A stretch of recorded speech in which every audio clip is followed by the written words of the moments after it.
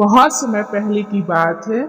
इस सृष्टि में हिरण्यकश्यप नाम का एक असुर राजा था। वो बहुत ही शक्तिशाली और घमंडी था।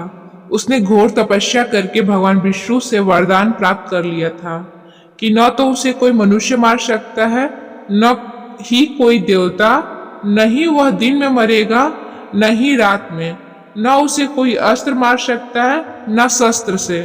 इस वरदान के कारण वह अमर जैसा हो गया और उसने पूरे संसार में आतंक मचा दिया। वह चाहता था कि पूरी दुनिया केवल उसकी पूजा करे और कोई भगवान विष्णु का नाम न ले।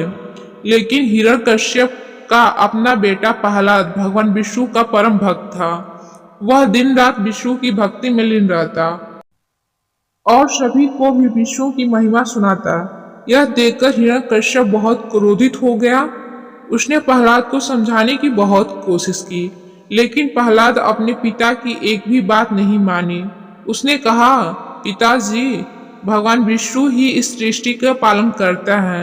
मैं उनकी भक्ति कभी नहीं छोड़ सकता। प्रहलाद की अड़िंग शक्ति देखकर हिरण्यकश्यप का क्रोध बढ़ता गया।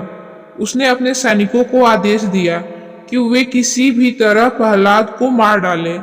सैनिक ने कई बार कोशिश की।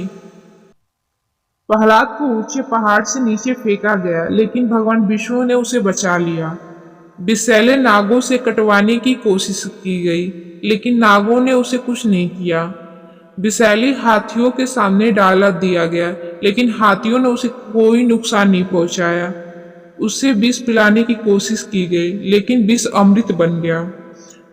हर बार भगवान विष्णु की कृपा से प्रहलाद बच जाता था। यह देखकर हिरण्यकश्यप और भी ज्यादा क्रोधित हो गया।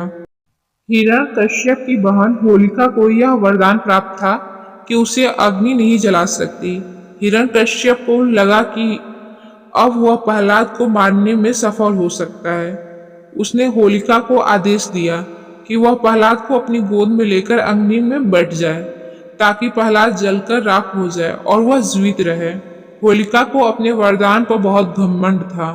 उसने एक विशाल अग्निकुंड तैयार कराया और प्रहलाद को जबरदस्ती गोद में बैठाकर उसमें बैठ गई। चारों ओर आग की ऊंची ऊंची लपटें उठने लगी, लेकिन तभी एक चमत्कार हुआ। भगवान विष्णु की कृपा से होलिका का वरदान निष्फल हो गया। आग में बैठते ही होलिका जलने लगी और उसकी चीखें गूंज उठी। वही प्रहलाद को अग्नि ने छुआ तक नहीं। अंत में होलिका जलकर भस्म हो गई और प्रहलाद सुरक्षित बाहर आ गया। यह देखकर सभी देवता और ऋषि मुनि प्रसन्न हो गए।